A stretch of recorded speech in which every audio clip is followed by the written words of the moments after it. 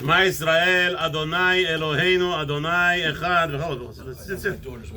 Okay, just a few minutes. We're here. 2 minutes. Parsha. Okay, we're ending. We're here ending of the day of the yeshiva B'ezrat Hashem. With the second Aliyah of Parshat Zriyah starts at chapter 13. B'ezrat Hashem. Today is Monday night, at Pasuk Vav, and it says, "V'ra'ah kohen oto b'yom hashvi'i shenit." So we're talking about Metzorah.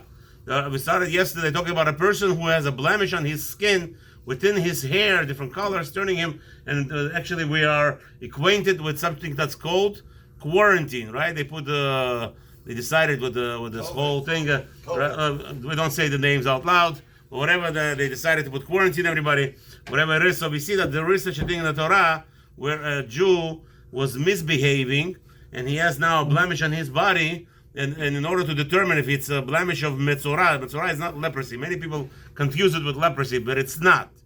It looks like it may sound like it, but it's not at all. It's far away.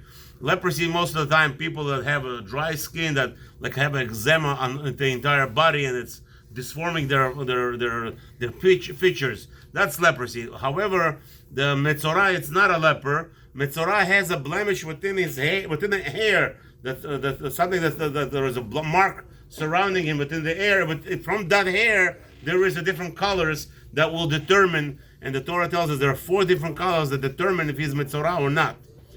And now that would constitute a metameh. In that situation, he will have to be going outside of the encampment of the Jewish nation, as it says, Machanecha Kodesh, your nation, your camp must be Kodesh, must be holy at all times. So this is the Kohen, before he declares in Tameh, he has to verify that that's the right mark. If the mark is not spreading accordingly, then the Kohen quarantines him 1 week, 2 weeks. There is such a thing. Okay, and then now, so now the parsha that goes to the discussion, which way he will become purified, which will not make him a Metzorah. However, if it spreads from there, from that area of the hair, within the hair, spreads throughout the harm, then when now who declares him impure? The Kohen has that power. So much so, 5 minutes before you came to his house, he had everything in his house. Wine from 3,000 years ago. Wow. The guy was rich, wealthy, right? If he stays in that house, and or whatever, or whatever that pertaining to his touching it, even. So the Kohen could declare. I'm a little bit confusing with the house for now, but let's go back to the regular. The Kohen could declare him tameh.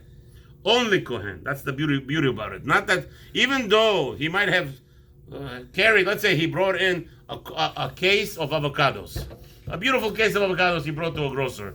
5 minutes later, Kohen meets him in the street, says, "Oh, finish, Habibi, you are tameh." Now, from that moment, if he touches another case of avocados, that will become impure. But 5 minutes ago, he carried avocado. It didn't change physically. Still, spiritually, he was not declared tameh, impure. Therefore, those avocados will be sold to regular Kohanim and will be allowed to be consumed by Kohanim. So, what happens in this case? The Aliyah tells us that he is to be excommunicated from the community. He is to be not quarantined anymore. Till now, he was quarantined. Now, he's going to be outside of the town. And outside of the town, he has to do some things, right? One of the things is that he has to scream on himself that he's tameh, and he's not allowed to use the word tzaraat, obviously. The people should understand he's tameh, and nobody should come close to him, because if somebody that touches him, and now there's going to be laws of discussion till the end of this aliyah, till the 17th pasuk, right? It tells us the description, what happens. Now, how do we take him out of the state of Tumah? Same concept, right? He goes outside of the encampment. Okay, how long? Okay.